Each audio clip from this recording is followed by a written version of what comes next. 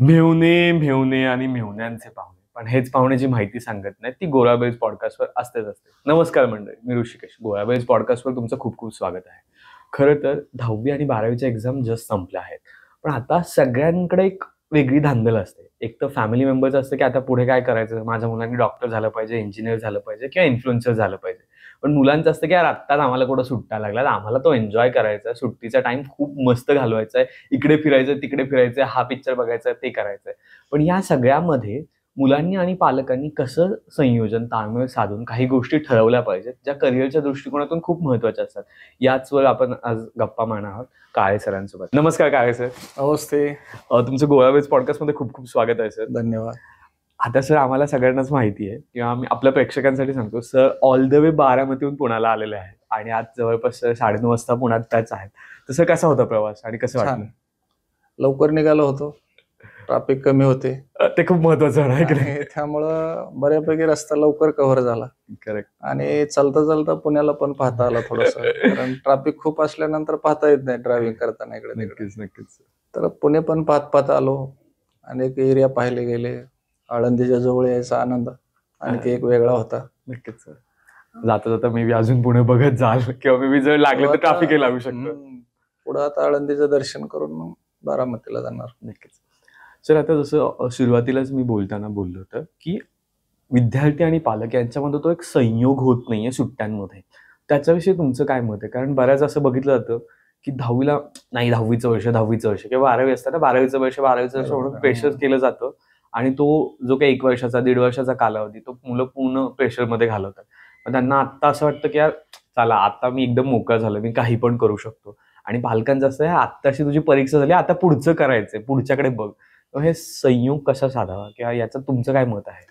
बरोबर आहे, की ज्यावेळेस आपला पाल्य हा 10वीच्या वर्गात असतो, त्यावेळेस जनरली समाजामधून म्हणजे समाज म्हणजे त्याच्या रिलेटेड समाज जो असतो, की मामा, काका, मावशी, भाऊकी असते, शेजारी असतात. हे सगळेजण त्याला सारखं आठवण करून देत असतात 10वीच्या वर्षात किंवा ह्या 10वीचं वर्ष आहे, 10वीचं वर्ष आहे आणि बरोबर. इनडायरेक्टली त्या मुलाची इंटेन्सिटी जागी होते, की नाही अरे आपल्याला काहीतरी आता करायचे. करेक्ट. मग तो अभ्यासाला लागतो, अभ्यास करतो. अतिशय व्यवस्थितपणे तळमळीने अभ्यास करतो, रात्रंदिवस अभ्यास करतो आणि मग होतं काय, की 10वीची परीक्षा झाली, बरोबर. की त्याची एक अशी मानसिकता होती, की आता मला कुठेतरी रिलीफ पाहिजे. Correct, correct. आणि मग तो अनेक स्वप्न घोकतो, की नाही मला हे करायचे, मला मामाकडे जायचे, मला गाडी घ्यायची, मला मोबाईल घ्यायचे, मला खेळायचे. का तर मी सगळ्या ह्या गोष्टीवर वर्षभर तर मला हे केलेलं असतं, टाळलेलं असतं. तर अशा अवस्थेमध्ये होतं काय, की ही जुनी मेथड होती. म्हणजे जुन्या काळामध्ये ज्यावेळेस आपण शिकत होतो, त्यावेळेस आपल्याला 10वीची परीक्षा झाल्यानंतर जनरली सगळेजण सांगायचे, की आता 11वीचं वर्ष हे तुमचं रेस्ट इयर आहे. थोडंसं दमाने, थोडं खेळू आता, वेळ देऊ. परंतु आत्ताची बदललेली एज्युकेशन पोझिशन जी आहे, त्याच्यानुसार जर विचार केला तर विद्यार्थ्यांना आपल्याला जेवढं लवकर तुम्ही 11वीच्या वर्षासाठीचा प्रयत्न म्हणजे सुरू कराल, तो अतिशय महत्त्वाचा असतो. पण होतं काय मुलं, पालक ह्या माहिती घेतात बाहेर आणि विद्यार्थ्याला सांगायला जातात, पाल्याला सांगायला जातात. तो रिॲक्ट होतो, की नाही पप्पा आता तुम्ही 10वी महत्त्वाची म्हटला. माझं हे काय नवीन आणलं आता 11वी महत्त्वाची. अरे ती अकॅडमी सुरू झाल्या, कॉलेज सुरू झालं. मग हे त्यांचे हमेशा क्लॅशेस होतात. बरोबर. तर सध्याची जी परिस्थिती आहे, की 11वी हे रेस्ट इयर नाही. जसं आपण 8वी, 9वी, 10वी सॉरी 1ली, 2री मध्ये जसं एबीसीडी शिकलो, वाचायला शिकलो, लिहायला शिकलो, पाढेपाठ केले आणि त्या सगळ्या बेसिक नॉलेजवर आपण 10वी पर्यंत सगळ्या वर्ग पार करत आलो, की 1ली, 2री, 3री असं 10वी पर्यंत आलो. तर आता या एज्युकेशन फील्डमध्ये आम्ही जवळजवळ 30 वर्ष अगदी प्रायव्हेट पोझिशन, सरकारी एज्युकेशन हे जवळून पाहिलं आम्ही. बरोबर. तर एकंदरीत इथून पुढे विद्यार्थी नाही म्हटलं तरी तो कमीत कमी 13 वर्ष शिकू शकतो 11वी नंतर. ओके. तर 11वी नंतर जो 13 वर्षाचा कालावधी आहे याचा जर आपण सगळा बेस बघितला तर तो पूर्णपणे 11वीत आहे. ओके. कारण 11वीत जे कन्सेप्ट विद्यार्थ्यांना शिकवले जातात, त्यांना जे तयार करून घेतले जातात, त्याच्यानंतर नवीन कन्सेप्ट असे कुठंच तयार म्हणजे नसतात. म्हणजे फक्त एक्सटेन्शन असतं.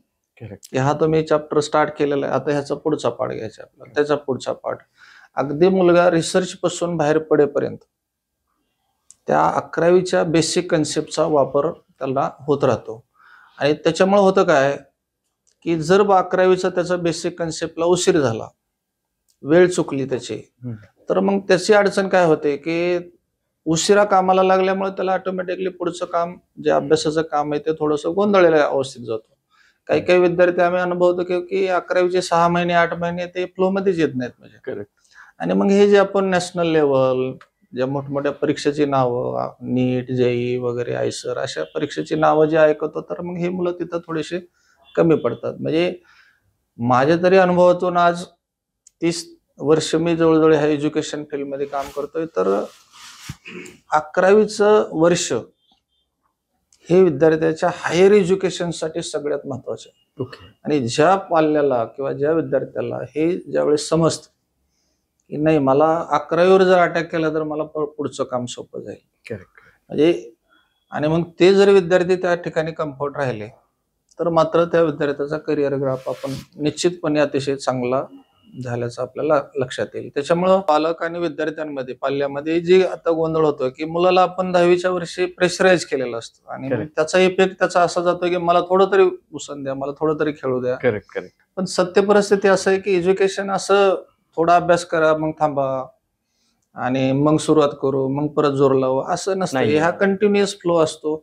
हा सुट्टी हा 4 दिवस, खूप झालं 5 दिवस, 8 दिवसाचा सुट्टी कन्सेप्ट असावा आणि पुढच्या कामाला विद्यार्थ्यांनी लागलं पाहिजे, असं एक माझा अनुभव आतापर्यंतचा सांगतो. पण आता सर हे एक तुम्ही शिक्षक म्हणून सांगताय बरोबर, किंवा एक एज्युकेटर म्हणून सांगताय, पण ह्या गोष्टी एका पॅरेंट्सला बिंबवायचं असतील किंवा एका विद्यार्थ्याला बिंबवायचं असेल तर त्यांनी काय चेंजेस केले पाहिजेत? कारण जसं तुम्ही म्हणालात ते सगळ्यांच्या घरात होतं की मुलगा असं नाही आता मला खेळायला जायचंय, मला हे करायचं ते करायचंय, आणि पॅरेंट्स असतात चल आपण एखादा क्लास बघूयात, चल आपण एखादी अकॅडमी चेक करूयात, की आपण एखादीच एन्क्वायरी करूयात की आपल्याला माहित नाही आपण पुढे काय करायचं. मग अशा वेळेस पालकांनी मेजरली कुठला रोल प्ले केला पाहिजे किंवा पालकांनी कसं त्याला सगळं घेतलं पाहिजे? बरोबर आहे. यामध्ये 10वीची परीक्षा झाल्या आपण त्या मुलावर खूप अगदी मोठा दबाव देणार नाही. ओके. फक्त काय करायचे आपल्याला की आपल्याला खेळता आलं पाहिजे, थोडंफार एन्जॉय करता आले पाहिजे आणि पुढची बेसिक स्टडी आपली स्टार्ट झाली पाहिजे. ओके. म्हणजे पालकांनी आणि त्यांच्या पाल्यांनी थोडंसं एकत्र बसून जर मनमोकळेपणाने चर्चा केली किंवा आमच्यासारख्या तज्ज्ञ व्यक्तींकडे आले आणि विचारलं की सर असं काय केलं पाहिजे, कारण आम्ही पण काय म्हणतोय 10वी झाल्या विद्यार्थ्यांनी काय केलं पाहिजे की ठीक आहे 1 4 दिवस 5 दिवस सुट्टी घे पूर्णपणे, त्याच्यानंतर पर्याय आहेत ना. समजा आता हे उन्हाळा आहे किंवा जो 10वी नंतरचा 1.5-2 महिने रिझल्ट लागण्यापर्यंतचा कालावधी असतो, त्या कालावधीमध्ये आपण फुल डे त्यांना पॅक ठेवणार नाहीत. म्हणजे एक सकाळी बेसिक कोर्स त्यांनी जर सकाळी 4 तास बेसिक कोर्स केला किंवा बेसिक सायन्स, त्याला समजा एखाद्याला नीटला जायचंय, IIT ला जायचंय, मोठ्या अभ्यास करायचा, तर काही नाही त्याला सकाळी थोडंसं बेसिक कोर्स मध्ये त्यांनी थांबलं पाहिजे की जेणेकरून आपला जो फ्लो तयार झालेला आहे अभ्यासाचा, वाचण्याचा, लिहिण्याचा, तो डिस्कंटिन्यू नाही झाला पाहिजे. आणि जनरली काय राहतं की मुलाला 10वी पर्यंत बऱ्याच वेळा असा अनुभव येतो की ते मुलं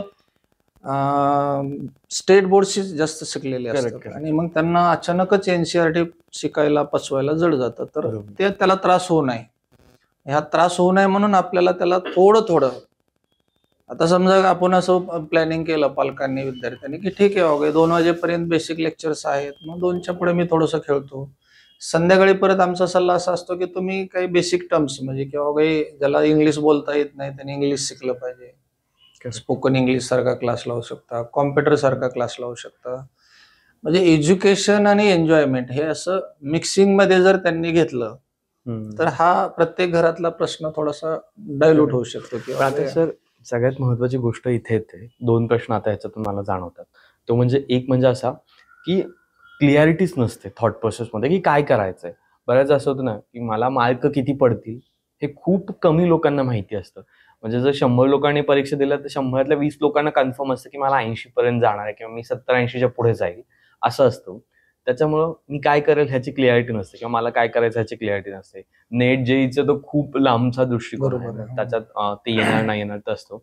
आणि दुसरं असं असतं की अरे मग माझ्या शेजारच्या दादाने इंजिनिअरिंग केलं होतं 2013 मध्ये, आता मी 2024 मध्ये पण इंजिनिअरिंग करतो, चल दादाला चांगलं पॅकेज आहे मला मिळेल, किंवा त्या XYZ माझ्या मावशीच्या मुलीने डॉक्टर केलं होतं तिला छान झालं मला पण होईल, असं बऱ्यापैकी आपण बघतो की तो फ्लो तसा जातो. मग ती क्लिअरिटी आणण्यासाठी काय काय केलं पाहिजे? नाही, क्लिअरिटी ह्या बाबतीमध्ये माझं तर अनुभवानुसार मी सांगेल की विद्यार्थ्यांनी शिकत असताना ओके. साधारणतः थोडासा वेळ काढून, म्हणजे आपल्याकडे आज एवढा स्ट्रॉंग मीडिया आपल्या समोर असतो. नक्कीच सर.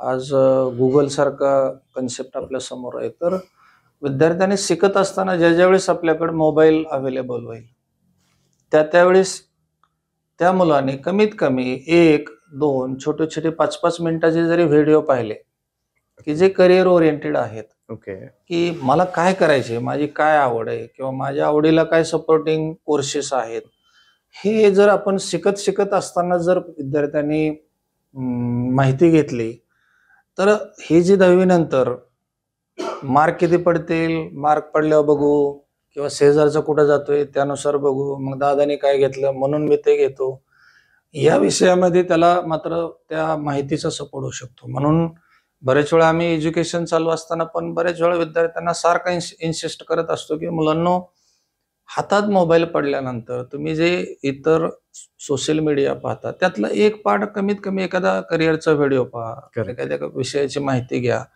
अशी माहिती जर तुम्ही घेतली तर तुम्हाला तुमचे डिसिजन घ्यायला, मला कुठं जायचंय, कोणता कोर्स करायचा आहे, मला कोणती इन्स्टिट्यूट मिळाली पाहिजे, हे जर आपलं शिकत असताना क्लिअरन्स असेल तर आपल्याला खूप जोर लावून अगदी टोकाचा अभ्यास करायची पण गरज नसते. ओके. कारण बरेच वेळा असं राहतं की बऱ्याचशा इन्स्टिट्यूटला एक ॲव्हरेज रिझल्ट लागतो, नक्कीच नक्कीच. की जिथं सहज आपल्या तेवढ्या रेंजमध्ये आपण गेले की आपल्याला ते चांगले इन्स्टिट्यूट मिळते, एक चांगलं एक्सपोजर मिळतं आपल्याला, आणि मग आपल्याला करिअरमध्ये जे आपल्याला मिळवायच्या त्या गोष्टी आपल्याला अतिशय सोप्या होऊन जातात. म्हणजे एकंदरीत विद्यार्थ्यांनी अभ्यास चालू असताना ही इनडायरेक्ट प्रोसेस त्याची चालू असली पाहिजे, असं मी बऱ्याच वेळा विद्यार्थ्यांना सजेस्ट करतो की अरे थोडीशी माहिती घेत चला, मला कुठं जायचंय, काय करायचंय, कसं करायचंय, कोणतं इन्स्टिट्यूट, कोणतं साईड घ्यायची.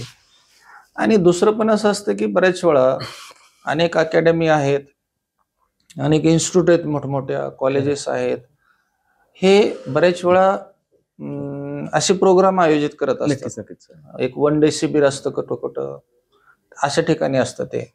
मग असे जर आपण अटेंड केलं, माहिती घेतली, आता आपण ज्यावेळेस अकॅडमीमध्ये अनेक तज्ज्ञ लोक आणतो, बरोबर. त्या तज्ज्ञ लोकांना माहिती द्यायला लावतो की काय करिअर, कसे काय करिअर career चॉईस करायचे, करायचे, काय काय असतात पॉसिबल करिअर. म्हणजे बऱ्याच वेळा तर असं होतं की काही गोष्टी माहीतच नसतात आपल्याला की हो, नक्कीच करिअर आहे. विषयी अशा करिअर आहे. नक्कीच नक्कीच. तर एकंदरीत असा या बाबतीत माझा विचार असा आहे की विद्यार्थ्यांनी स्वतः नॉलेज घेतलं पाहिजे आणि त्याला दुसरीकडे आता कुठंही न जायची गरज नाही. त्याला फक्त सोशल मीडियामधूनच किंवा आपल्या मोबाईलमधून सुद्धा हा विद्यार्थी माहिती घेऊ शकतो. नक्कीच. आणि याच्यात मला वाटतं विद्यार्थ्यांनी स्वतःहून पाऊल उचललं पाहिजे, कारण बऱ्याचदा असं असतं की पालकांना माहितीच हो, असं बरोबर काय आहे. चालू आहे हे किंवा काय. मुलांनी केलं पाहिजे. पालकांचं कसं राहतं, पालकांच्या मागे एक व्याप असतो. Correct. त्यांचं ड्युटी असतात किंवा बिझनेस असतात. त्यांची खूप इच्छा असते की आपल्या मुलाने खूप काहीतरी वेगळं करावं, मोठं करावं. परंतु त्यांच्या रेग्युलर रुटीनमधून त्यांना ते तेवढा वेळ देता येत नाही. नक्कीच सर. त्यामध्ये काही सुज्ञ पालक असतात की ते बऱ्यापैकी स्टडी करून ठेवतात. परंतु त्यांनी केलेला स्टडी हा आपल्या पाल्याला पाल्यासाठी योग्य पचला आहे. पाहिजे. Correct. कारण त्याचे विचार वेगळे असू शकतात. नक्कीच. म्हणून जास्त रोल हा विद्यार्थ्यांनी जास्त आपल्या करिअर विषयी, आपल्या मानसिकतेची माहिती, मानसिकतेचा अंदाज घेऊन करिअरची माहिती घेतली पाहिजे. असं एक बऱ्यापैकी लक्षात येतं. जसं तुम्ही बोललात की मानसिकतेचा बाब आहे, पण त्याच्याच बरोबर एक अजून एक गोष्ट येते, ती म्हणजे आपण बऱ्याच असं बघतो की जसं तुम्ही मागाशी पण उल्लेख केलात तसं, की बऱ्याचदा जो क्राऊड आहे तो 11वी-12वी पर्यंत किंवा 10वी पर्यंत पूर्णपणे मराठी मीडियमचा असतो किंवा असं सेमी आणि मराठी सेमी आणि मराठीमध्ये जास्त प्रमाणात. आता खेडेगावांमध्ये पण सेमी सुरू झालेलं आहे. बरोबर. पण मग त्याच्या वेळेस कसं असतं, खेडेगावामध्ये जर बघायला गेलं प्रायोगिक तत्वावर, तर ती लोक थोडंसं काम करून प्लस अभ्यास करत करत तिथपर्यंत आलेले असतात. पण एकदम टोटली इंग्लिश किंवा NCERTचा सिलेबस म्हणा, त्याच्यानंतर ह्या मोठ्या मोठ्या परीक्षा आहेत, JEE झालं किंवा नीट झालं, यांची काहीच गंध नसतो किंवा तसं त्या दृष्टिकोनातून प्रिपरेशन नसतं. अशा वेळेस तो मुलगा घाबरतो का, किंवा त्या मुलाला काय होतं म्हणजे नेमकं? जनरली काय आहे, आपल्या महाराष्ट्रामध्ये काही विद्यार्थी मराठी मीडियम मधून शिकतात, काही सेमी आणि इंग्लिश मीडियम. करेक्ट. ह्या तिन्ही जो ग्रुप आहे, मराठी, सेमी आणि इंग्लिश, ह्याला आपण स्टेट बोर्ड म्हणतो. बरोबर. हे महाराष्ट्र गव्हर्नमेंटचा सिलेबस आहे आणि तो थोडासा म्हणजे एक साधारण आहे, म्हणजे अगदीच खूप टप लेवलला नसतो, कारण जनरली ते काही चुकीचं आहे असं नाही, परंतु रुरल एरियामध्ये त्या त्या मुलाला त्याच्या परिस्थितीनुसार शिकता आलं पाहिजे. Correct. हा आपल्या शासनाचा पण नियम आहे. नियम आहे. त्यामुळे त्यात काही चुकीचं आहे असं मी पण म्हणणार नाही. Correct. परंतु सत्य परिस्थिती अशी आहे की एनसीईआरटीचा सिलेबस ज्यावेळेस मुलाला 10वी पर्यंत शिक्षण झाल्यानंतर 11वी-12वीला जर तुम्ही मोठ्या परीक्षेची नावं घेतली की IIT सारख्या परीक्षा, NIT किंवा मेडिकल, रिसर्च आहे, डिफेन्स आहे, Right. हे जे 5-6 मोठे फील्ड आहेत की जे सायन्स स्ट्रीमशी रिलेटेड आहेत, Correct. यांच्या नॅशनल लेवलच्या परीक्षा असतात. बरोबर. मग नॅशनल लेवलच्या परीक्षेमध्ये मात्र कंपल्सरी विद्यार्थ्यांना एनसीईआरटीचाच अभ्यास करावा लागतो. नक्कीच सर. आता तिथं तर आपण काही आपले एक्सक्यूज मागू शकत नाही की नाही मी मराठी मीडियम मधून आले, मला थोडा लूज पेपर द्या, Correct. मला वेगळा पेपर द्या, असं काही नक्कीच. करता येत नाही. Correct. नॅशनल लेवलच्या ज्या परीक्षा असतात त्या एनसीईआरटी बेस्ड असतात आणि साधारणतः स्टेट बोर्ड आणि एनसीईआरटी मध्ये थोडासा गॅप असतो. Correct. तर स्टेट बोर्डच्या विद्यार्थ्यांनी हे 10वी नंतर गाफील न राहता त्यांनी बरोबर त्या एनसीईआरटीच्या सिलेबसला जुळून घेता आलं पाहिजे. कारण बऱ्याच वेळा आम्ही अनुभव घेतो की त्याला ज्यावेळेस एनसीईआरटी शिकायला जातो त्यावेळेस त्याला समजायला जड जातं. समजलं तरी समजलंय नुसतं असं वाटतं की हा मला समजलंय, परंतु तो ऍक्च्युअल पेपरवर प्रॉब्लेम करायला गेला की त्याला तिथं परत अडचण येते. Correct. आणि सगळ्यात आम्ही अनुभव घेतो की मुलांना समजते असं जाणवतं, येतंय असं पण जाणवतं, पण त्याचं परीक्षेमध्ये मार्कमध्ये कन्व्हर्ट करायला त्याला खूप जड जातं. ओके. कारण ज्यावेळेस आपण त्याला जेई लेवलचा, नीट लेवलचा पेपर, नॅशनल लेवलचा पेपर देतो त्यावेळेस ते असं स्तब्ध होऊन जातं. करेक्ट. येतंय असं तर वाटतंय पण परफेक्टली येत नाही. Correct. ही अवस्था आमच्या अनुभवानुसार जे विद्यार्थी 10वी पर्यंत स्टेट बोर्ड म्हणजे मराठी, सेमी आणि इंग्लिश मीडियम मधून आलेले Correct. तर त्यांना हे एनसीईआरटी शिकताना आम्ही असा अनुभव घेतो करेक्ट. करेक्ट. की त्यांना इच्छा पण खूप असते, बरोबर. रात्रंदिवस ते अभ्यास पण करतात, अगदी लक्ष देऊन बोर्डकडे बघत पण असतात, अभ्यास करताना प्रयत्न प्रामाणिकपणे करत असतात, हे सगळं करत असतात. तरीही त्यांना जो अपेक्षित स्कोर आहे की तो जो येत नॅशनल नाहीये. लेवलच्या परीक्षेला अपेक्षित असतो तो लेवलला मात्र त्या स्कोरला त्याला जड जातं. जर आपण 100 मुलांना शिकवत असेल तर आमच्या अनुभवानुसार जवळजवळ 70-80% मुलांना हा अनुभव येतो ओके. की येतंय तर वाटतंय, करतोय असं वाटतंय, जेई शेवटपर्यंत करतोय, परंतु जेईचा पेपर दिला साधे 25च प्रॉब्लेम असतात तरी पण त्याला त्यामध्ये अडचणी जात खूप आहे. येतात. हा. आणि एकंदरीत अनुभव असा येतोय की सगळं व्यवस्थित चाललेलं असतं, करणारे आहेत मुलं, प्रयत्न करतायत, शिकतायत, शिकवणारे शिकवतायत, परंतु कुठंतरी काहीतरी लॅक Gap ऑफ आहे, नॉलेज, नक्कीच. गॅप आहे, तो Correct. लक्षात येतो की त्याला कन्व्हर्जन मार्कमध्ये ज्या रॅपिडली कन्व्हर्जन व्हायला पाहिजे ते होत नाही.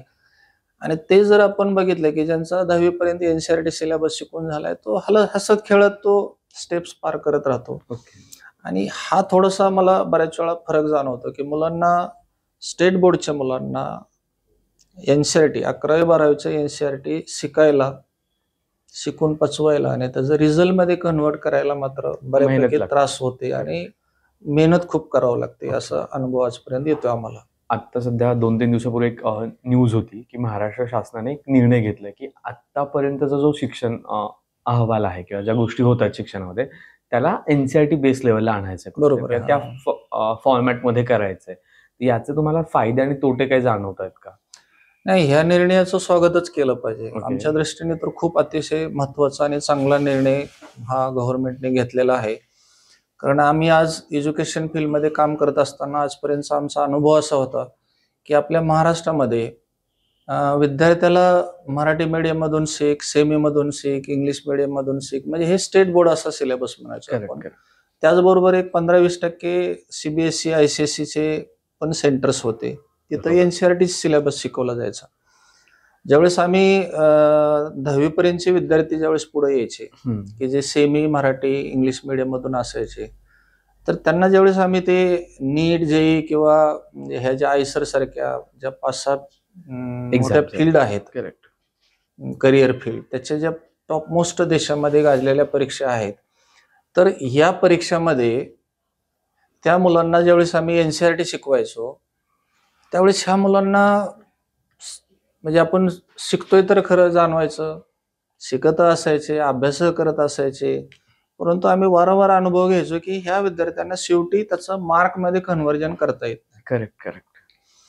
पण प्रयत्न मात्र सगळे विद्यार्थी करताना दिसतो. अगदी टीचर पण शिकवताना प्रयत्न करतात की ह्यांना आलं पाहिजे. करेक्ट. हा जो गॅप असायचा की स्टेट बोर्ड आणि एनसीईआरटी, ओके. तर त्याला आम्हाला अकॅडमिक लेवलला आम्हाला त्याला ब्रिज तयार करावा लागायचा. बरोबर. म्हणजे इथं स्टेट बोर्ड असायचं आणि इथं एनसीईआरटी, म्हणजे इथं त्याला आणायचे, तर मग आम्ही त्याला असं बेसिक कोर्स, करेक्ट. जसं एक फाउंडेशन कोर्स म्हणून आम्ही डिक्लेअर करायचो. आणि 10वीची परीक्षा झाल्यानंतर आम्ही 1-1.5 महिना तो फाउंडेशन कोर्स घेऊन त्यांना ते थोडंसं ट्रेनिंग द्यायचो करेक्ट. की 10वीचं एक्झिस्टिंग नॉलेज काय आहे आणि तुम्हाला एनसीईआरटीला गरजेचं नॉलेज काय आहे. मग आम्ही त्याला फाउंडेशन कोर्स, असं ब्रिज कोर्स नावाने त्याची इम्प्रूव्हमेंट करून घ्यायचो. ओके. आणि परंतु सगळेच विद्यार्थी काय फाउंडेशनला येत नव्हते. मग ते जे डायरेक्टली जूनमध्ये रिझल्ट लागल्यानंतर अकॅडमीला विद्यार्थी येत होते, तर त्यांना हा अनुभव यायचा की आपल्याला शिकवलेलं कळत नाही, गोंधळ होतोय, ही लेवल आपल्याला पचत नाही. आणि मग डायव्हर्जन होण्याचं प्रमाण जास्त असायचं की नाही, हे नाही जमायचं आपल्याला, मग हे नको, ते नको, मग पळवाट काढणे वगैरे असे प्रकार जे होत होते. जर आता आपल्याला खाली स्कूल लेवलला जर एनसीईआरटी पॅटर्नचा सिलेबस असेल, ओके. तर एखाद्या मुलगाने समजा आता ज्याला आता ह्या शासनाच्या निर्णयानुसार कोणाला 5वीला अनुभवायला मिळेल, कोणाला 6वीला मिळेल, 7वीला, त्याला 1 वर्ष जड जाईल. म्हणजे पहिलं एवढं वर्ष वर्ष, त्याला हो, ते बरोबर. ऍक्सेप्ट करायला थोडंसं जड जाईल. त्रास होईल. परंतु त्याला 5वीच्या विद्यार्थ्याला 5वीला जड जाईल, 6वी पासून त्याला रुटीन बसेल, 7वीला आणखी रुटीन बसेल, आणि तो 10वी पर्यंत आल्यानंतर बऱ्यापैकी त्याला रुटीन बसेल. आणि मग त्याला जो 11वीचा जो प्रॉब्लेम होता आजपर्यंत, करेक्ट. तो आमच्यासाठी, म्हणजे आता आम्ही अकॅडमिक लेवलला चालवताना आम्हाला खूप फेस करावं लागायचं. करेक्ट. कारण प्रचंड खर्च चालू असतो, टीचिंग करतात टीचर, परंतु विद्यार्थ्यांना तेवढ्या प्रमाणामध्ये ते ऍब्सॉर्ब आउटपुट होत येत नाही नव्हतं. तुम्हाला जे हवंय तर आता ह्या गव्हर्नमेंटच्या निर्णयामुळे आपल्याला एक अनुभव असा मिळेल की ही एक सिक्वेन्स जी असेल ती अशी कंटिन्यू होईल. करेक्ट.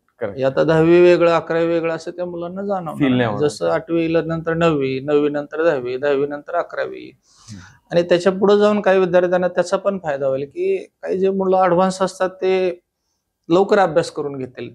मी जे म्हणत आहे मागापासून की मुलांच्या लाईफमध्ये 11वीचं वर्ष हे कन्सेप्च्युअल इयर आहे. त्यामध्ये जे कन्सेप्ट स्टार्ट होतात ते पुढील 13 वर्षापर्यंत ते वापरू शकतात. त्यांना ते सोपं जाईल. आणि मग ह्या ज्या महाराष्ट्रातल्या मुलांना की जे आतापर्यंत आपण 80-90% विद्यार्थी वर्ग असा होता की तो एनसीईआरटीला फेस करताना खूप त्यांना त्रास होत होता, तो त्रास मात्र बऱ्यापैकी कमी होईल. आणि आपल्या महाराष्ट्रातून पण एक मोठे मोठे रिझल्ट आणि रिझल्ट पर्यंत विद्यार्थी जाण्यासाठी आपल्याला फायदा होईल. आणि विद्यार्थ्यांना करिअरसाठी पण त्याचा फायदा होईल. असं एक आजपर्यंतचा अनुभवून आम्हाला हा नवीन झालेला निर्णय आहे, तो अतिशय चांगला निर्णय आहे असं वाटतं. म्हणजे असं या निर्णयासोबतच अजून एक गोष्ट जाणवते, जसं तुम्ही म्हणालात की मुलं अभ्यास करताना दिसत आहेत किंवा मुलं, आता तुम्ही अकॅडमी चालवता तर तुम्हाला माहिती असेल की लोक सकाळी 6 ते 7 किंवा सकाळी 6, 7 वाजल्यापासून किंवा काही लोक 5 वाजल्यापासून पण लायब्ररीत बसलेल्या जाणवतात. किंवा संध्याकाळी सुद्धा जेवण बिवण झाल्यानंतर 12-1 पर्यंत लायब्ररीत बसलेले जाणवतात. आपण म्हणतो ते स्टडी करतात, पण कुठेतरी काहीतरी मिसिंग दिसतं ज्यावेळेस रिझल्ट लागतात किंवा ज्यावेळेस तुम्ही टेस्ट सिरीज पण घेत असाल किंवा ते टेस्ट सिरीज देत असतील तेव्हा त्यांना तो 100% रिझल्ट मिळत नाही. मग त्याच्यात तुम्हाला काय वाटतं का सेल्फ स्टडी कमी पडतोय किंवा तो सेल्फ स्टडीज होत नाहीये किंवा तो जो स्टडी करतायत तो आणि एक्सपेक्टेड स्टडी याच्यामध्ये खूप डिफरन्स आहे, काय असं वाटतं? म्हणजे ज्यावेळेस आता आम्ही अकॅडमी चालवतो आणि बरेच वर्ष आम्ही ह्या एज्युकेशन फील्डमध्ये काम करतोय, करेक्ट, तर आम्ही सुद्धा बऱ्याच वेळा असं हातबल होतं की अरे हे मुलं सकाळी आपण 7:30ला बोलवतोय, 4:30 पर्यंत लेक्चर चालतायत, ओके, बसतायत पण समजून न घेतायत, अब्सेंट राहत नाहीत, नाईट स्टडीला पण बसतायत, नाईट स्टडीला अभ्यास करताना दिसतायत ते, मग रिझल्ट का मिळत नाही? हा बरोबर. त्यावेळेस असं बऱ्याच वेळा आम्ही मीटिंग चर्चा करतो की होतंय काय नेमकं. तर आम्ही ज्यावेळेस ऑब्झर्व करत गेलो बऱ्याच वेळा की त्यावेळेस असं लक्षात आलं की सेल्फ स्टडी जो आहे त्याचं जर ऑब्झर्वेशन जर बारकाईने केलं आपण शांतपणाने, तर आपल्या मुलांमध्ये म्हणजे जनरली महाराष्ट्रीयन मुलांमध्ये आणि त्यातले त्यात जनरली जे स्टेट बोर्ड मधून पुढे आलेले विद्यार्थी होते, अशा ग्रामीण भागातून विद्यार्थी पुढे आलेले होते, तो अभ्यासाचा जो पिक पॉइंट असायला पाहिजे तो त्याचा जास्त वेळ टिकत नाही. म्हणजे कारण आम्ही ज्यावेळेस रिझल्ट लागतो एखादी टेस्ट झाल्यावर जे बॉटमला विद्यार्थी असतात त्यांना आम्ही समोर बसवतोय की अरे काय रे, तुम्ही तर नाईट स्टडी करताय, लेक्चर करताय, बुडवत नाही, महिना महिना तुम्ही अकॅडमीत असता, तुम्हाला बुक्स आहेत, सगळ्या फॅसिलिटी तुम्हाला असताना पण मग का तुला मार्क पडत नाहीत? करेक्ट. तर त्यांच्याकडून बरेच वेळा सांगण्यात असं येत होतं की सर आम्ही काम करायला लागलो अभ्यासाला की मला थोड्या वेळ कॉन्सन्ट्रेशन होतं आणि लगेच कॉन्सन्ट्रेशन जातोय. हो. तर असा अनुभव आजपर्यंत येत होता. म्हणजे एकंदरीत असा अनुभव येतो की मुलगा ज्यावेळेस तो सेल्फ स्टडीला बसतो Correct. तर ती जी इंटेन्सिटी पाहिजे की मग अभ्यासाला त्याला कंटिन्युटी मिळाली पाहिजे की जास्त वेळ त्याला हे झालं पाहिजे आपल्याला की अभ्यासामध्ये सातत्य पाहिजे.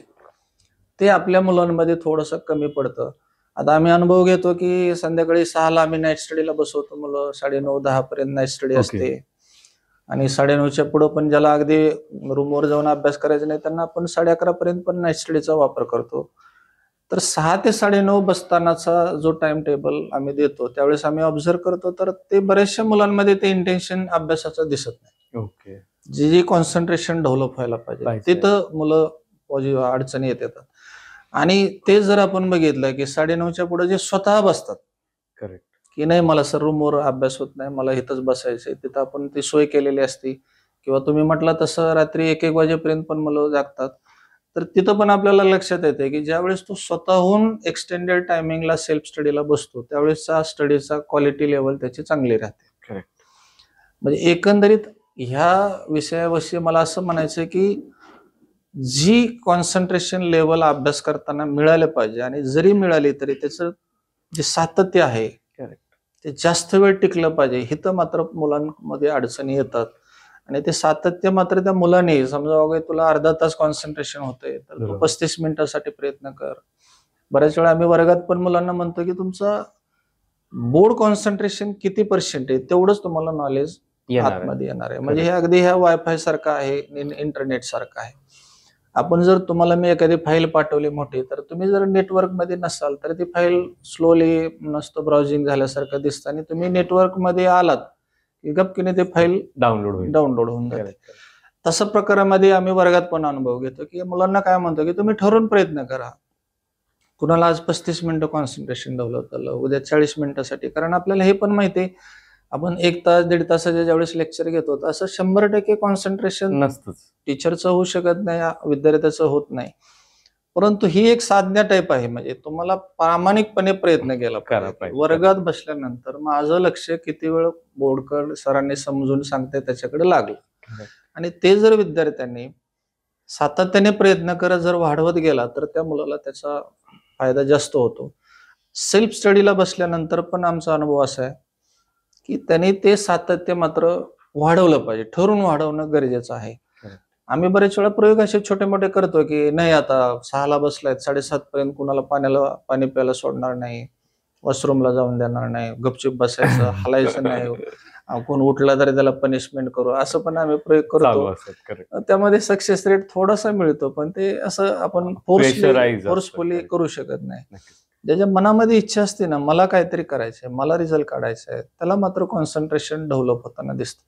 तर एकंदरीत मुलांच्या एज्युकेशन चालू असताना असा आमचा अनुभव येत आहे आतापर्यंत की आपण सगळं करताना तर दिसतायत विद्यार्थी, मग रिझल्ट का मिळत नाही असं ज्यावेळेस प्रश्न तयार होतो तर सगळं करत असताना जी काही त्याची इंटेन्सिटी पाहिजे ती नाहीये. वर्गात बसल्यानंतर बोर्डकड टीचरकड समजून घेण्याची तळमळ, त्या सरांविषयी रिस्पेक्ट, बोर्डविषयी रिस्पेक्ट हे आपल्या मनामध्ये असेल तर आपलं कॉन्सन्ट्रेशन लेवल वाढवू शकतात.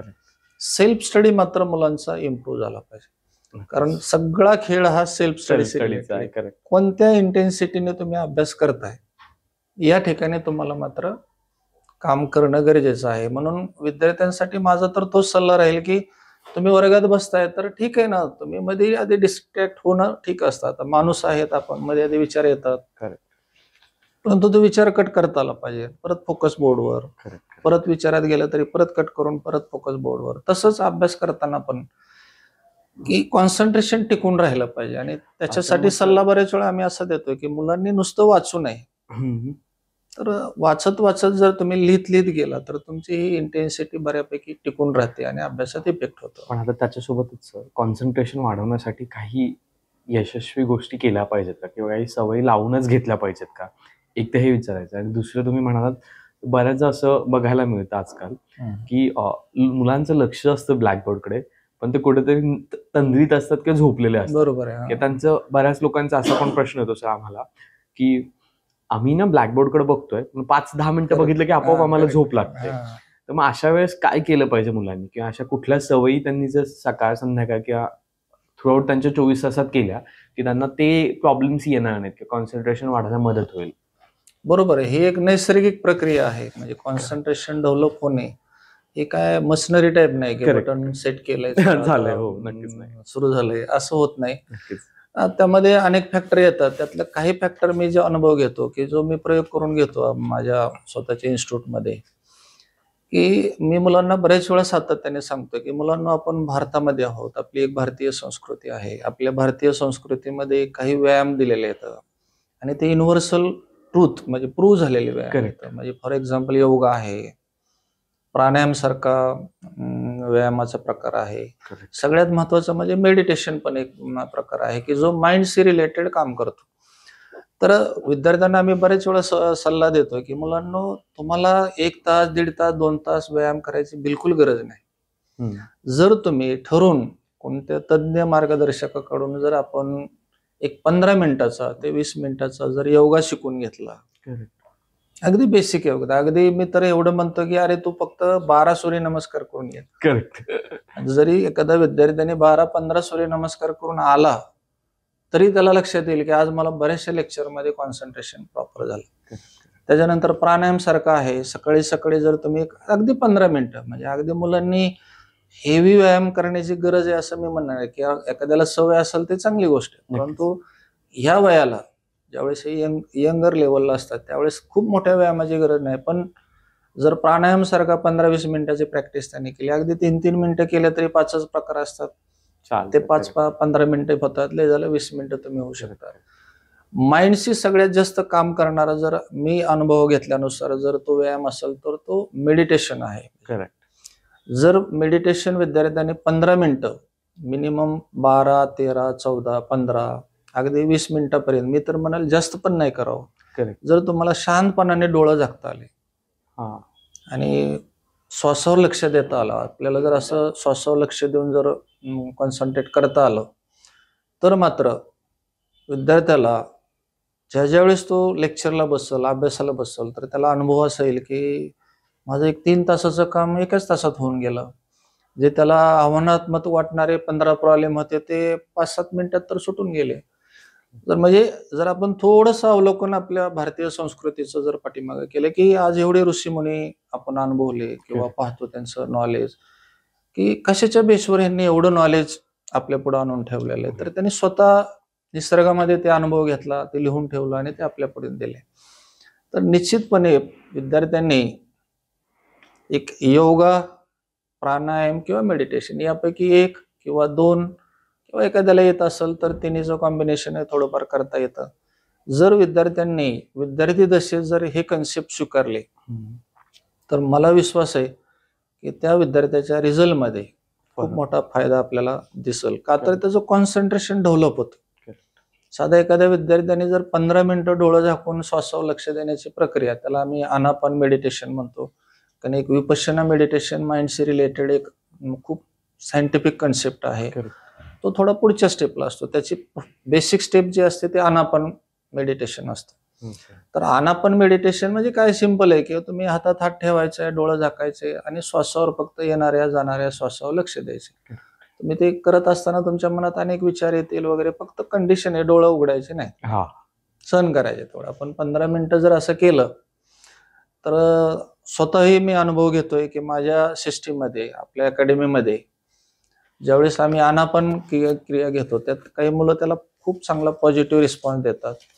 आणि मग आम्ही काही मुलांना पण हे सांगितलंय की आम्ही हे जे तुम्हाला मेडिटेशन करून घेतोय, तुम्हाला त्याचा अनुभव काय येतो हे आम्हाला येता जाता सांगत जा. पण त्यांचे जर अनुभव ऐकले तर आपल्याला कल्पनाच्या बाहेर ते अनुभव असतात की सर माझं कॉन्सन्ट्रेशन डेव्हलप झालं, माझी चिडचिड कमी झाली, मला असं खाण्याच्या बाबतीमध्ये असं निगेटिव्ह असायचो, मी चिडचिड करायचो किंवा एखाद्याने काय बोललं की मला राग यायचा, विषय डोक्यातून खूप वेळ जात नसायचा. आता माझं अभ्यासामध्ये लक्षात आहे. कारण बरेच वेळा काय होतं, हे जसे जसे हे तरुण वयामध्ये येत राहतात मुलं, त्या इतर गोष्टीमुळे त्यांच्या मनामध्ये खूप गोष्टी घुसलेल्या असतात.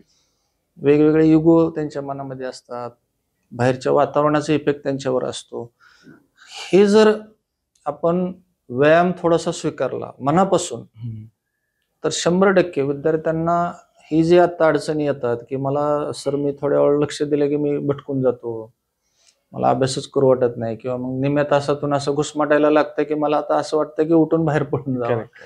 तर हे जे प्रकार होतात ह्यामध्ये मात्र त्या विद्यार्थ्यांना ठरवून ह्या गोष्टी खूप नाही, परंतु अगदी 15-20 मिनिटापर्यंत तरी ते तर आपण करू शकतो जनरली. म्हणजे मी तर माझ्या अकॅडमीच्या मुलांना बरेच वेळा सांगतो की तुम्ही ह्या 3 पैकी 1 किंवा 2 कन्सेप्ट 15-20 मिनिटासाठी तरी तुम्ही प्रयत्न करा, आणि आम्ही त्याची प्रॅक्टिस पण करून घेतो. विशेषतः आम्ही ते आनापान मेडिटेशन करून घेतो, त्याचा आम्ही खूप पॉझिटिव्ह इफेक्ट आमच्या सिस्टीम मध्ये पण अनुभवला येतो आमच्या. तर एकंदरीत म्हणजे काय आहे की तुम्हाला थोडंसं, शेवटी एज्युकेशन आहे, एज्युकेशन ही एक साधने टाईप आहे. करेक्ट. त्याला तुम्ही कधी 100%चा टॅग लावू शकत नाही. तुम्हाला प्रत्येक गोष्टीचा सातत्याने प्रयत्न करत राहावा लागतो. म्हणजे आपण 1 तासभर लेक्चरला बसलो तर आपल्याला काही 100% तिथं समजलेलं नसतं, काही टक्के का होईना समजलेलं असतं. परत प्रयत्न करायचा असतो, परत पुढे जायचं.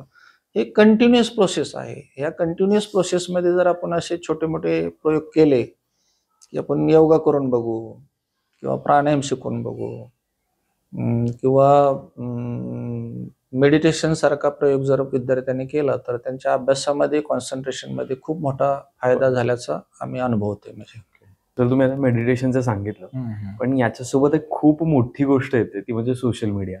आणि सोशल मीडिया म्हणजे असं कोणीच विद्यार्थी नसेल की तो वापरत नाहीये किंवा त्याच्याकडे ती पावर नाही आपण म्हणतो. बरोबर आहे. मग याच्याशी कसं डील करायचं? कारण प्रत्येकाला हवं असतं सोशल मीडिया वापरायचंय, प्रत्येकाला हवं असतं की यार काय नवीन चाललंय मला बघायचंय, आणि मग रील्स म्हणू नका, शॉर्ट्स म्हणू नका किंवा युट्यूब म्हणू नका, मग हे कसं काय साधायचं?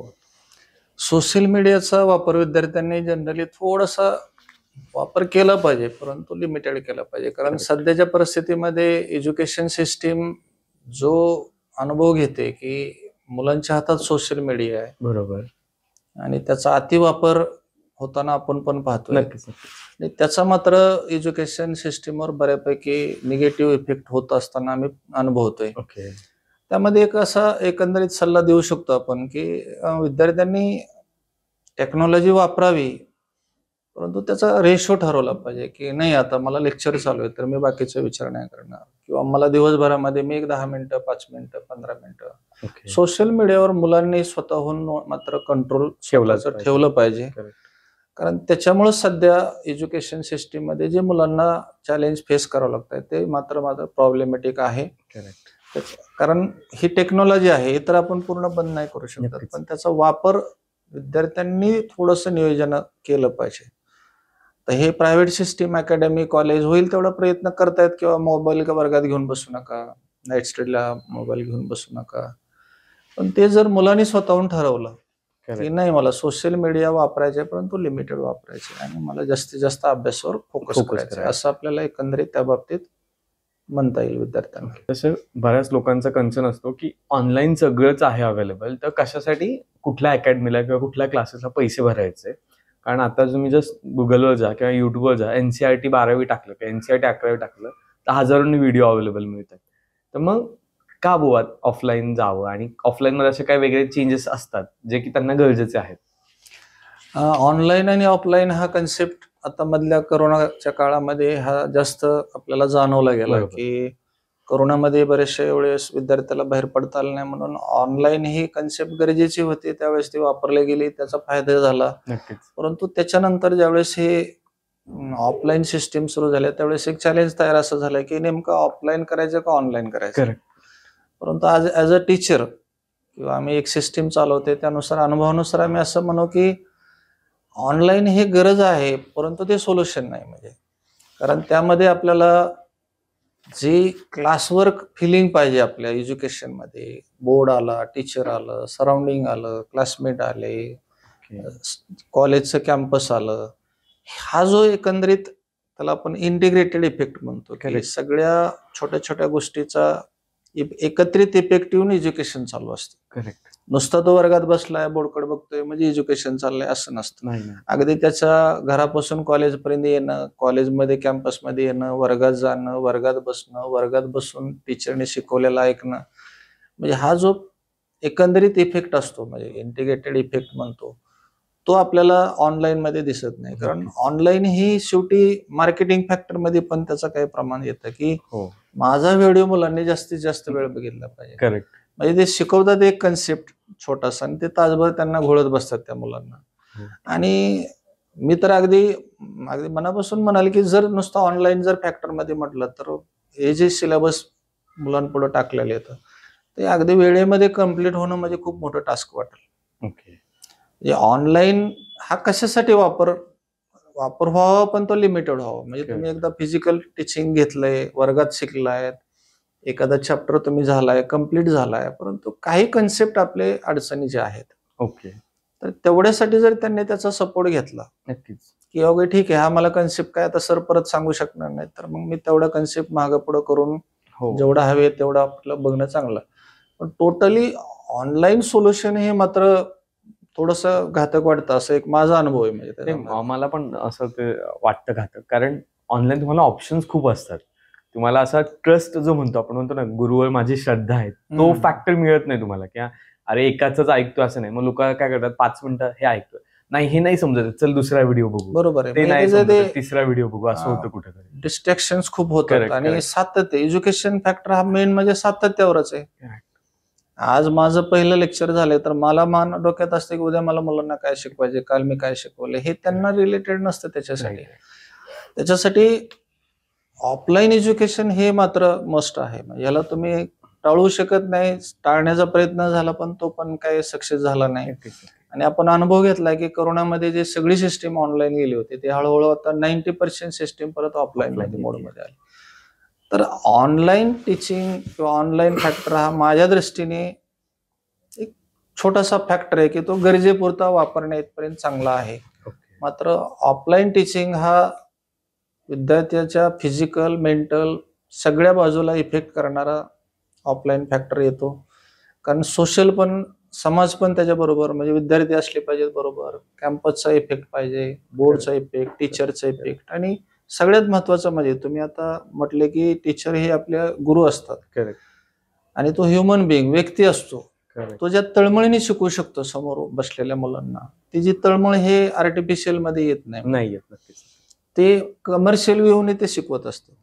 मात्र माझ्या समोर बसलेले जे 50 मुलं असतील, त्या मुलाच्या बुद्धिमत्तेचा विचार करून तो टीचर त्यांना नॉलेज देत असतो. Correct. कारण त्यात अनेक वेगवेगळ्या बुद्धिमत्तेचे विद्यार्थी बसलेले असतात. म्हणून त्यांना काय हवंय, मिनिमम त्यांना काय देता येईल, असा एक त्याचा भाव असतो आणि तो भाव आपल्यामध्ये येत असतो. म्हणून आपल्या दृष्टीने एक ऑफलाईन टीचिंग ही मात्र काळाची गरज आहे. याला तुम्ही कितीही प्रयत्न केला तरी टाळता येणार नाही आणि टाळूही नाही, असं अगदी स्पष्ट विषय आहे. नाही, नक्कीच सर, मी तुमच्याच मताशी सहमत आहे. म्हणजे आपण जरी हा पॉडकास्ट ऑनलाईन लिहित असलो तरी आजही मी पेन पेपर घेऊन गोष्टी लिहिलेल्या आहेत आणि त्याच्यानुसारच मला त्या थोड्याशा सोप्या वाटतात, बोलताना पण आणि बाकीच्या गोष्टी करताना पण.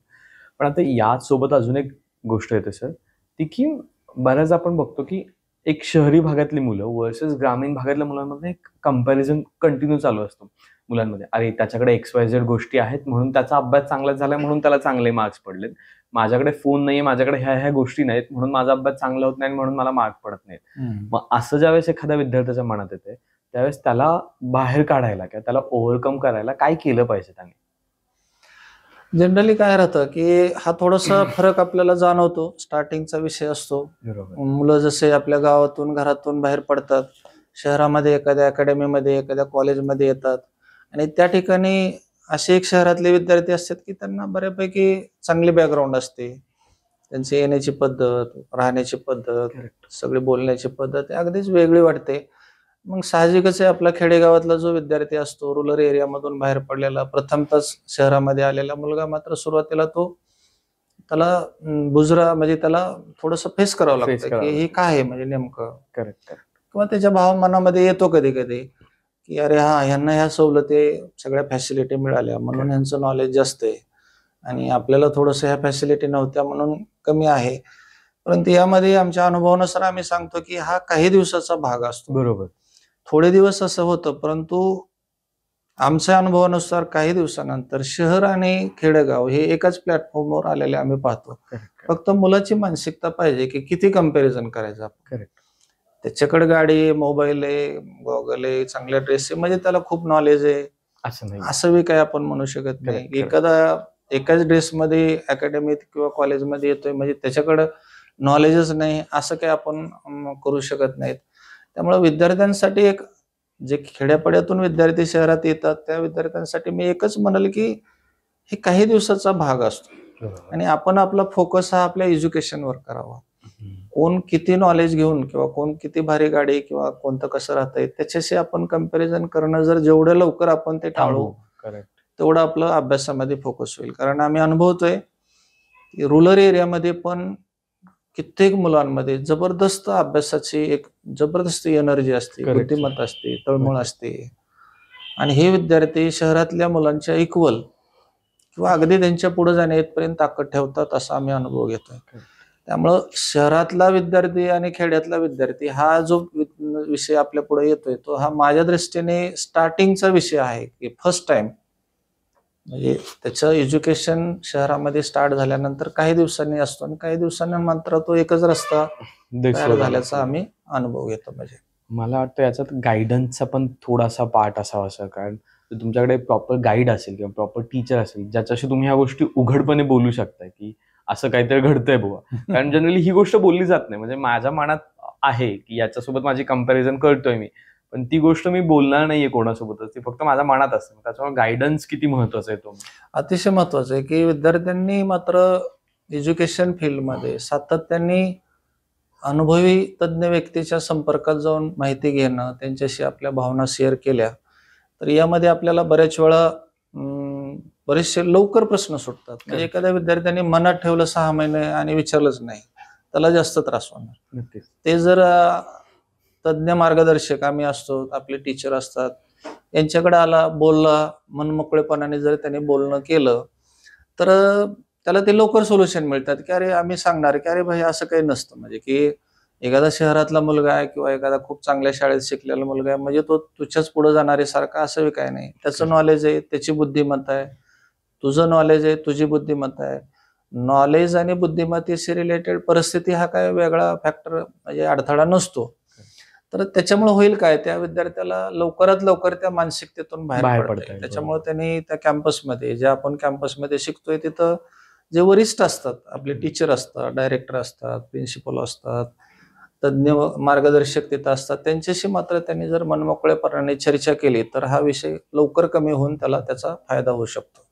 तर आता तुम्ही इतकं छान सांगताय तर जाता जाता मला एक असून विचारायला आवडेल की 11वीचं महत्व काय तुमच्या दृष्टिकोनातून. म्हणजे तुम्ही मगाशी थोडंफार सांगितलं पण पुन्हा एकदा सांगितलं तर ते, आणि 11वीचे क्लासेस शोधताना कोणालाही की कुठल्या बेसिक गोष्टी तरी त्यांनी लक्षात ठेवल्याच पाहिजेत की या 4 गोष्टी असतील तरच मी तो क्लास जॉईन करेल, नाही तर नाही करणार. तर याच्यावर तुमचं काय म्हणतं? बरेच वेळा होतं काय 10वीची परीक्षा झाल्यानंतर आपला पाठीमागं पण विषय झाला त्यानुसार की मुलं थोडी निवांत राहतात आणि जास्त चर्चा करत नाही. त्यांच्या डोक्यात काय असतं की आता मी रिझल्ट पर्यंत काय करणार. करेक्ट. परंतु आताच्या सिस्टीममध्ये रिझल्ट 10वीचा रिझल्ट लागण्यापर्यंत बऱ्याचशा सिस्टीम थांबत नाहीत. नक्कीच. त्यातले त्यात हे प्रायव्हेट एज्युकेशन जे आहे अकॅडमिक एज्युकेशन म्हणतो आपण त्याला, ते मात्र रिझल्टची वाट पाहत नाहीत. 10वीची परीक्षा झाल्यानंतर 3ऱ्या-4थ्या दिवशी हे अकॅडमी ऍक्टिव्ह होतात. बरोबर. तर आपल्या लाईफमध्ये 11वीचं वर्ष अतिशय महत्वाचं आहे. याच्यासाठी जर तिथं विद्यार्थ्याकडून माहिती घ्यायला जर चुकलं बरोबर तर मात्र खूप मोठा त्याच्यासाठी त्याला लॉस होऊ शकतो. नक्कीच. कारण ज्यावेळेस आपल्याला 10वीची परीक्षा चालू असताना किंवा 10वीची परीक्षा झाल्या त्या विद्यार्थ्यांनी पालकांनी एकत्र बसून व्यवस्थितपणे माहिती घेतली पाहिजे की आपल्याला अकॅडमी करायची का कॉलेज करायचे, कोणतं करिअर करायचे. मग अकॅडमी जायचं असेल तर आपल्याला अकॅडमी काय माहिती असली पाहिजे, कॉलेज तर कोणतं कॉलेज. त्याच्यासाठी एक माझ्या अनुभवातून मी सल्ला देईल की जनरली विद्यार्थी पालकांनी तुम्हाला अकॅडमी करायची असेल तर अकॅडमीचा अनुभव म्हणजे त्या परिसरामध्ये गेलं पाहिजे, त्या सिस्टीममध्ये विचारलं पाहिजे कारण 11वीचं सुरुवात आपल्या लाईफमध्ये एक महत्वाचा पार्ट आहे आणि तिथं जर आपल्याकडून चूक झाली, समजा आपण मार्केटमधल्या खूप मोठ्या जाहिराती पाहतोय करेक्ट आणि वेगवेगळे प्रलोभन आहेत, फी सवलती आहेत. राईट. आता तुम्हाला फी डबल सांगायची आणि सवलत 50% द्यायची म्हणजे तुमच्याकडून करेक्ट. तेवढेच पैसे घेतले जातात. नक्कीच सर. हे ठीक आहे, तो पैशाचा वगैरे भाग आपण तो बाजूला ठेवू, परंतु तुम्हाला बेसिकली त्या ठिकाणी काय विचारलं पाहिजे बरोबर. ह्याचा त्या पालकांनी विद्यार्थ्यांनी मात्र बसून अभ्यास केला पाहिजे. आणि जनरली जर तुम्हाला सायन्स साईडने तुमचं करिअर स्टार्ट करायचं असेल, करिअरच्या लेवलला स्टार्टिंग करायचं असेल, तर समजा तुम्ही अकॅडमीत जाताय तर त्यांचं इन्फ्रास्ट्रक्चर प्रॉपर आहे का, राहण्या खाण्याची प्रॉपर सुविधा आहे का, सगळ्यात महत्वाचं म्हणजे ती सिस्टीम प्रॉपरली एनसीईआरटीचं गायडन्स देणं इथपर्यंत योग्य आहे का नाही, ओके. याची मात्र पालकांनी शहानिशा केली पाहिजे. आणि हे मात्र ह्या पालकांचा रोल थोडासा जास्त वाटतो, नक्कीच करावा असं माझं मत आहे. कारण मुलांचं कसं राहतं, माझा मित्र इकडे चाललाय, तो तिकडे चाललाय, करेक्ट. नाही ह्या अकॅडमीचं मी नाव ऐकलंय किंवा ह्या कॉलेजचं खूप नाव ऐकलंय, तो ऐकीव गोष्टी असतो. बरोबर. पण ज्यावेळेस तुम्ही प्रॅक्टिकली तिथं जाल त्यावेळेस तुम्हाला एक 4-5 तरी क्वेश्चन असे त्यांना विचारता आले पाहिजे की त्यांना थोडासा विचार करता आला पाहिजे. त्यातला बेसिकली कन्सेप्ट म्हणजे एनसीईआरटी तुम्ही घेता का, एनसीईआरटी शिकवणारे टीचर कोण येतात, त्यांच्या क्वालिफिकेशन काय आहेत, आम्हाला ते पाहता येतील का, किंवा त्या सरांशी आम्हाला बोलता येईल का, नक्कीच. काही जुन्या विद्यार्थ्यांचे काही Contacts कॉन्टॅक्ट तुम्ही आम्हाला देऊ शकता का. स्वतः डोळ्याने तिथलं इन्फ्रास्ट्रक्चर पाहिलं पाहिजे, तिथली system, time table, mess, hostel सुविधा कशा आहेत. कारण बरेच वेळा आपण बघतो की मार्केटमध्ये सध्या मार्केटिंग हा फॅक्टर खूप जोरात आहे, करेक्ट. की विद्यार्थ्याला दाखवलं जातं एक, एक्झॅक्टिंग असतं वेगळं. नक्कीच.